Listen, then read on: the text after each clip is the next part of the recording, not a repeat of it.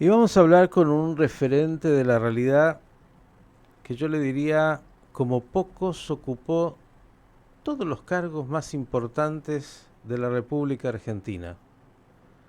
Fue gobernador de la provincia, fue ministro del Interior, fue canciller de la Argentina, fue vicepresidente, fue ministro del Trabajo en otro gobierno. Es decir, no hubo cartera casi que él no haya conocido, incluso ejerciendo la presidencia cuando como vicepresidente le tocó en algún momento hacerse cargo de este rol.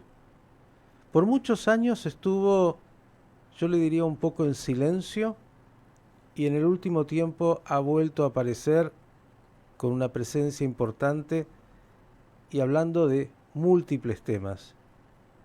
Uno de los últimos que he leído entre tantos tiene que ver con este famoso avión venezolano-iraní y sobre el vínculo de la Argentina con Irán y el vínculo de Irán con Venezuela, este triángulo tan particular. Vamos a dialogar unos minutos con el doctor Carlos Rucauf. Doctor Rucauf, ¿cómo le va? Gracias por estar con nosotros. Al contrario, es un placer para mí que tengan buenos días. Bien, yo como introducción recuerdo algunos encuentros, y no lo dije, hace ya 30 años, cuando comenzábamos con la radio y usted era ministro del Interior y siempre tenía, incluso como vicepresidente, la gentileza de recibirnos en una época difícil. Habíamos vivido un primer atentado aquí contra la Embajada de Israel, pero bueno, pasaron los años, dije, estuvo muchos años en silencio y ha vuelto al ruedo con mucha intensidad, doctor Rukauf. La primera pregunta es casi personal. ¿Por qué después de ese silencio ha decidido volver a involucrarse y de manera tan pública? Porque la situación de la Argentina merece que quienes hemos pasado por las responsabilidades que yo he pasado y nos hemos retirado desde nuestra edad y nuestra experiencia, contemos algunas cosas sobre esta realidad tan dolorosa que vive nuestro país y al mismo tiempo tratemos que algunas cosas se enderecen. Me he convertido de político en comentarista de la realidad, pero a mí me preocupa mucho nuestra inserción en el mundo, nuestra política de defensa nacional o nuestra no política de defensa nacional, nuestra necesidad de solucionar los problemas de los sectores más postergados de la sociedad, pero al mismo tiempo no destruir a la clase media. Y entonces, cada vez que alguno de ustedes en los medios de comunicación tiene la gentileza de llamarme, yo explico mi punto de vista. Y respecto a este tema al que usted se refería, yo creo que Irán es una potencia terrorista de primer orden, responsable del más cruento atentado terrorista que ha recibido nuestra patria y además un aliado de un país que tiene una dictadura muy severa también como Venezuela, y en Venezuela está fabricando drones de combate, y todo eso a mí me pone muy inquieto porque Argentina es un país muy desprotegido, por eso pudieron hacernos atentados y por eso estos podrían repetirse. Y creo que hay que dar el alerta de lo que significa esta siniestra alianza entre la teocracia iraní y la dictadura de Maduro. Doctor Rukauf, usted dijo esta alianza y uno se pregunta, en política exterior dicen que no hay amigos y no hay intereses. La pregunta es cuál podría ser el interés de la Argentina de seguir acompañando a la dictadura de Maduro e incluso a partir de ella también siendo cómplice de Irán, país que, por lo menos de acuerdo a la justicia y todo lo que es la investigación que se hizo a partir de los atentados, tiene todavía que rendir a la justicia argentina cuentas. Digo, ¿cuál es este juego que hace la Argentina y cuál es su conveniencia? No, no hay ninguna conveniencia, es todo un error gravísimo de política exterior, porque por presuntas cercanías políticas entre el kirchnerismo y lo que se podría llamar el chavismo actual, porque este chavismo es distinto al original, se han ido acercando cada vez más y de ahí el famoso tratado lamentable entre Argentina e Irán. Hubo mucha intermediación venezolana en ese momento. Hay que dejar las cosas muy claras, porque yo escucho que muchas veces se habla de negociar con Irán o negociar con Venezuela para que vuelvan o lleguen, porque Irán nunca estuvo, en un sistema democrático.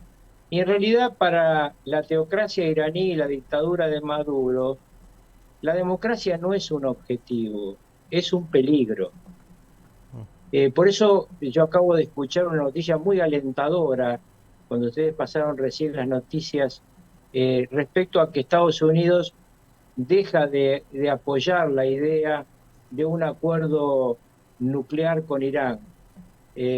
Esto, haberlo seguido adelante, es una trampa más del régimen iraní. Cuando me preguntaban el otro día en un programa respecto a la sana rebeldía de un sector del pueblo iraní y qué expectativas tenía, yo le dije ninguna, ninguna porque los van a ahogar en sangre. Son realmente sistemas que terminan llevando a la horca a los jóvenes que quieren protestar. Usted dijo, Rucauf, algo que muchas veces acá hemos planteado, que el memorándum de entendimiento en realidad comenzó a surgir a partir de la gestión de Venezuela, gran aliado de Irán en la región. Casi hoy ya es público, de hecho tienen un tratado de amistad abierta y de intereses comunes. Uh, este tratado, ¿por qué habría sido instalado, de acuerdo a su saber, en la República Argentina y llevado a cabo hasta las últimas consecuencias con todo lo que trajo después? Hay una base que tiene que ver con la convicción que en su momento planteó la actual vicepresidente cuando era legisladora de una responsabilidad siria en el atentado a la AMIA. Esto no ha aparecido en la investigación. Yo no lo descarto porque una maniobra iraní con Hezbollah en el Valle de la Beca tiene que haber tenido conocimiento la inteligencia de la dictadura siria. Al-Assad no permitía que hicieran cosas en lo que para él es su patio trasero, que es el Líbano, en esa zona de frontera, pero eso no significa que haya ninguna duda. Hay pruebas claras de la responsabilidad de los máximos dirigentes iraníes en el atentado de la AMIA. Además recuerdo que Al-Assad en algún momento lo recibimos con muchos honores aquí también, ya que hablamos de esa supuesta vinculación siria, cosa que obviamente el que conoce un poco de la región sabe que no es incompatible, ni mucho menos. No, lo que pasa es que no hay que desviar el foco. Yo creo que hay que dejar claro en la opinión pública argentina que cuando usted habla de la relación entre Irán e Israel, Irán quisiera hacerle a Israel lo que Putin le ha hecho a Ucrania. Esto es lo que quiere hacer Irán.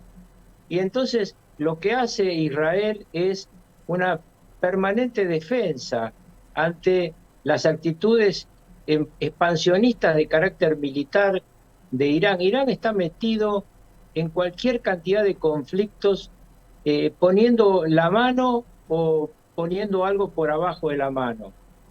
Por eso hablaba con usted en off hace unos días sobre el tema de los acuerdos de Abraham, y mi opinión de que es muy importante separar ese mundo sunita, e inclusive en algún momento lograr que esta separación incluya a Mohammed bin Salman más allá de lo que hoy es el actual rey de Arabia Saudita, porque las dictaduras sunitas siempre serán lo que son, pero es muy importante que esté lo más separado de Al Qaeda y del ISIS, y al mismo tiempo que comprendamos que la teocracia chiita de Irán tiene, como dije antes, sus manos puestas en muchos lados y sus grupos de combate de Al-Quds aparecen muy vinculados a todo lo que está ocurriendo en Venezuela, a las maniobras que Venezuela ha hecho, al adiestramiento de las estructuras de represión del régimen venezolano y, por supuesto, como usted citó al comienzo, a este avión que le vendió, entre comillas, Mahan Airlines a las empresas estatales venezolanas y que en el acuerdo y en la comunicación del acuerdo al sistema internacional aéreo, tanto Irán como Venezuela habían dicho que era para viajes entre Venezuela, Irán, China y Rusia. No se hablaba de viajes a América del Sur y hay dos viajes sumamente sospechosos, unos a Paraguay, donde hay una escala en Ciudad del Este, lugar donde ha tenido mucho que ver con el atentado terrorista en la Argentina y además donde hay células de recaudación de dinero para Hezbollah, y este viaje tan extraño que hizo a la Argentina, presuntamente con repuestos para automóviles. Doctor Lucaf, yo lo escucho y usted tiene tanta claridad y me pregunto, bueno, acá el titular de la AFI, Agustín Rossi, parecería que el hombre nos dijo en el primer momento cuando se enteró por casualidad de que no dejaban que este avión que ya había despegado fuera aprovisionado de combustible en Uruguay, tuvo que volver acá y ya había estado y todo lo que ya sabemos, que bueno, se trataba de una escuelita de pilotos, que en realidad por eso tenía una tripulación de 5 iraníes y 14 venezolanos. Luego, cuando el juez Villenas tuvo que dar salida porque la justicia se lo impuso de una manera también bastante extraña, con periodo preventorio a los tripulantes que todavía estaban retenidos, dijo, sin ponerse colorado, en el mismo lugar, vieron, se confirmó lo que yo dije, que era una escuela de pilotos. Digo, ¿qué dice usted respecto del titular de la AFI y de cómo estamos en términos de nuestra seguridad nacional?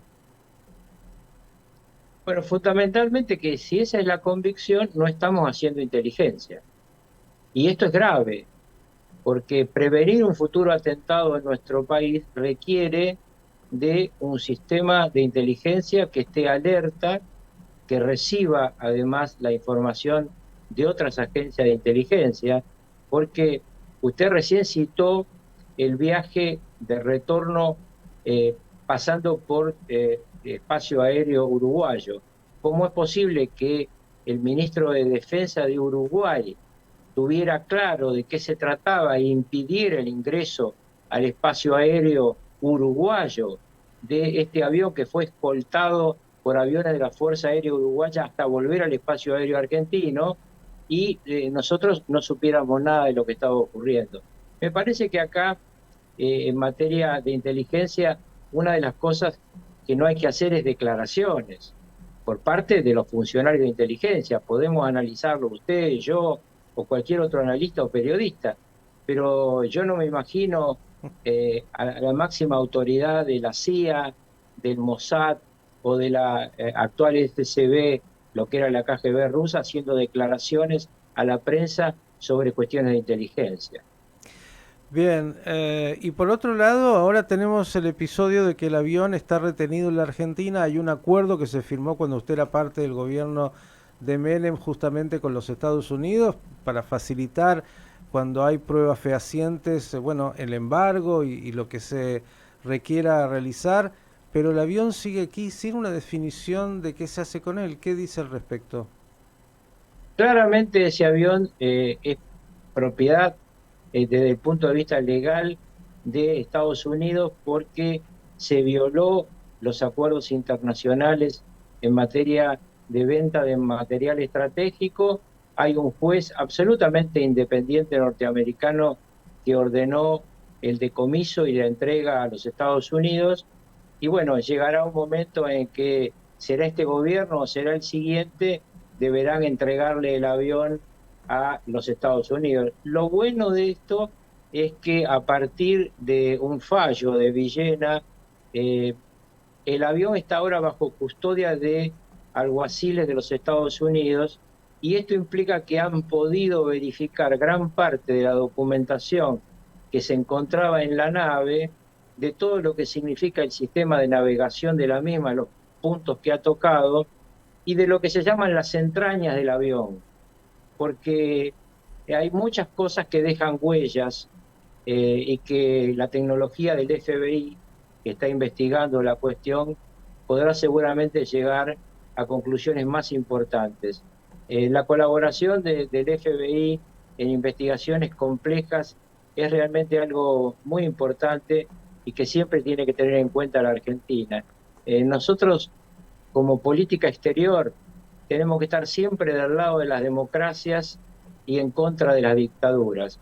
Eso no significa que no comerciemos con el mundo entero, pero tenemos que tener clara una posición estratégica respecto al mundo que nos toca vivir, porque volviendo a Ucrania, ustedes piensen todas las cosas que se puede llevar Rusia de Ucrania y todas las cosas que Argentina tiene, que alguna potencia extracontinental puede estar interesada en robarnos, desde el litio a las tierras raras, desde la mayor reserva de shale gas hasta el agua, son objetivos que a mí me preocupan mucho porque cuando se habla de una república Gualmapu en el sur, tan cerca de una base militar o de observación, dicen ellos, de la República Popular China, siempre me parece importante para nuestros hijos y nuestros nietos que Argentina se mantenga en zona de paz, fuera de la presencia de potencias extracontinentales y lejos de dictaduras como la de Cuba, Venezuela o Nicaragua.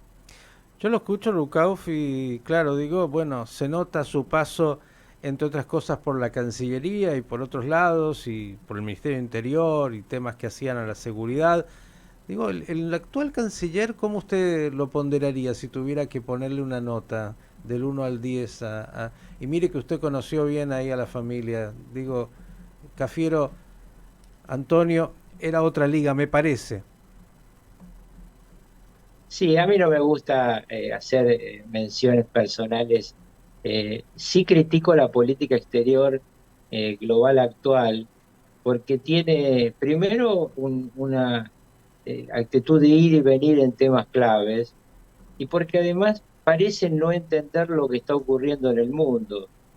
Haber desperdiciado la presencia del presidente de la República en el G5, haber desperdiciado la presencia del jefe de Estado y de su equipo económico en el G20, seguir acercándonos a presuntos apoyos económicos chinos, significa no entender el mundo en el que estamos.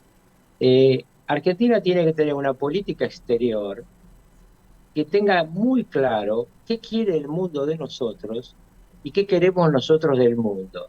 Y yo creo que esto hoy falta.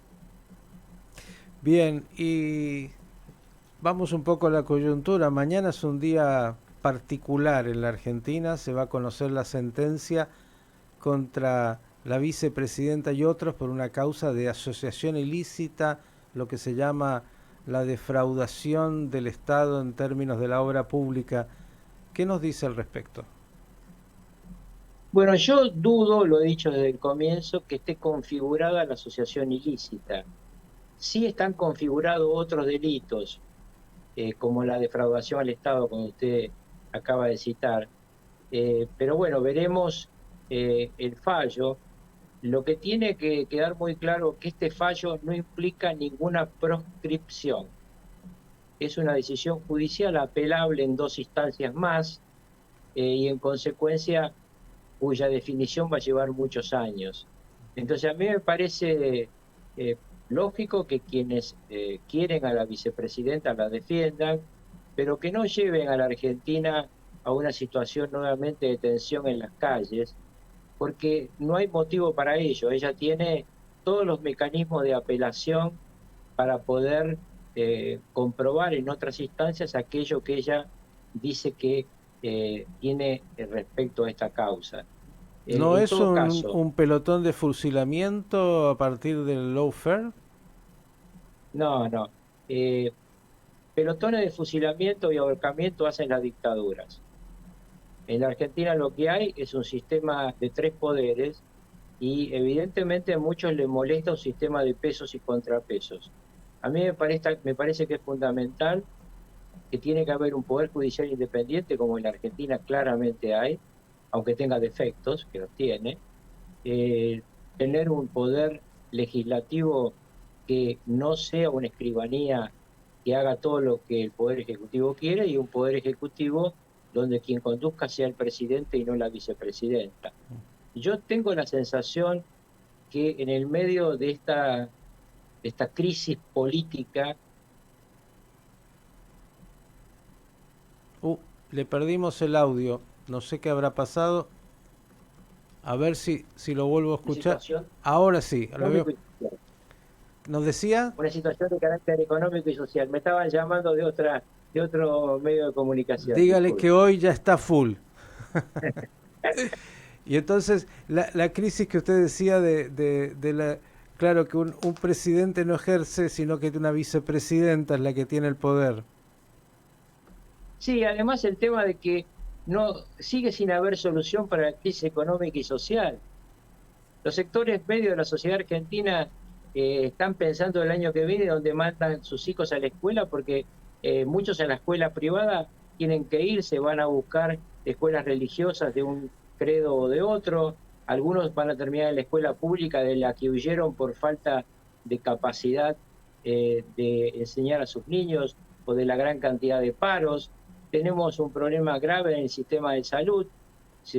Yo conozco señoras que piden estudios importantes sobre temas importantes y le están dando para fines de febrero la hora en el hospital. También en las prepagas y las obras sociales están bastante demoradas las consultas. Tenemos un problema realmente muy, muy grave en materia de salud porque nos hemos enterado que ahora no podemos saber cuánto costaron las vacunas que Argentina compró. Y yo imagino que esto tiene que ver con que en lugar de comprar las vacunas de Pfizer, compraron unas chinas de igual precio y de mucha menor calidad. Yo daba el otro día el ejemplo de lo que tiene que hacer un país inteligente. Israel, su primer socio comercial es China, su aliado estratégico son los Estados Unidos y al momento de comprar vacunas compró Pfizer. Doctor Ucaf, yo lo escucho y tengo dos preguntas más y después lo liberamos para que algún otro que lo moleste. Digo, por un lado, no puedo dejar de recordar que usted es un hombre que ha sido un hombre del justicialismo, del peronismo. El gobierno que tenemos hoy es un gobierno peronista. Digo, ¿cómo se siente usted con este gobierno peronista? Cuando yo lo escucho parece casi un opositor en términos de todo lo que dice, que no le da en algún lugar, quiero a ver si encuentra algo bueno que me pueda resaltar de la acción del gobierno, que dice ser un gobierno peronista y que está como está. ¿Cómo se siente usted como peronista con este gobierno?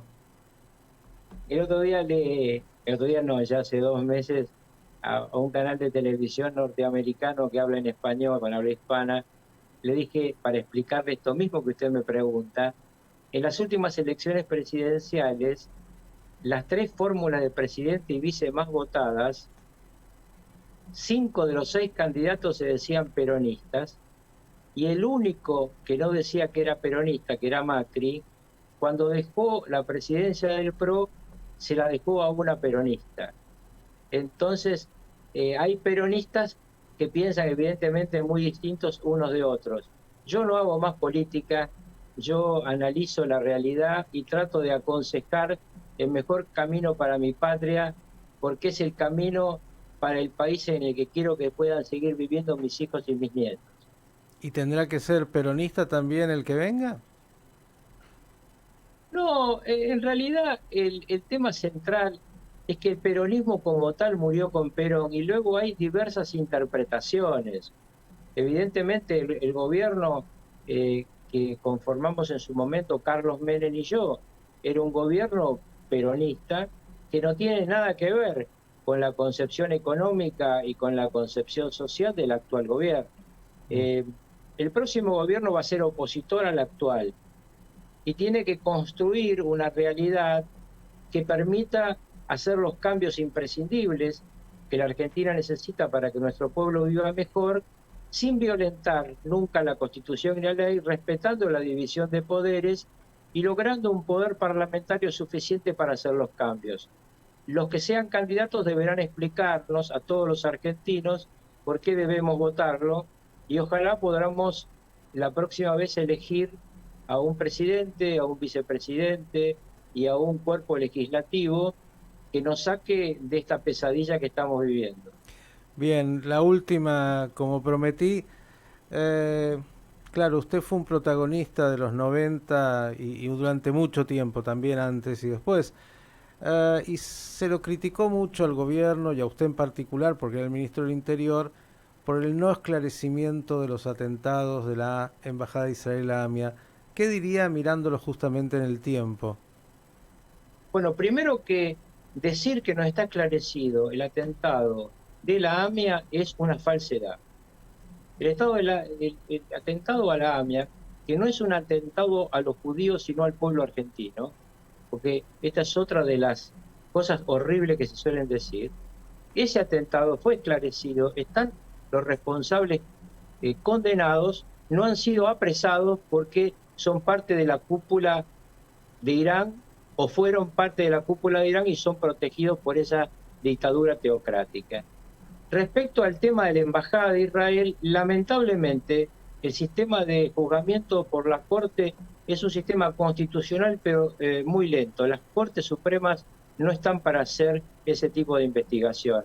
Y yo creo que ese sí es un tema que requiere que no se deje de pedir que se termine de investigar. Mi sospecha es que sigue estando atrás de eso la teocracia iraní.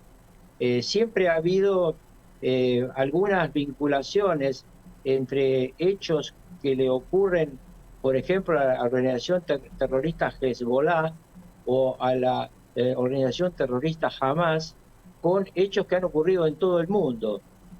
Poco antes de cosas que nos ocurrieron a nosotros, hicieron intentos similares, por ejemplo, en Gran Bretaña, y fracasaron porque la inteligencia británica pudo descubrirlos a tiempo. Nosotros tenemos que tener claro que se necesita una inteligencia muy vinculada a la defensa nacional.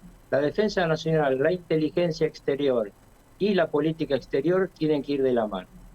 Bien, y para despedirlo y agradecerle, ¿no extraña un poquito la política de todos los días?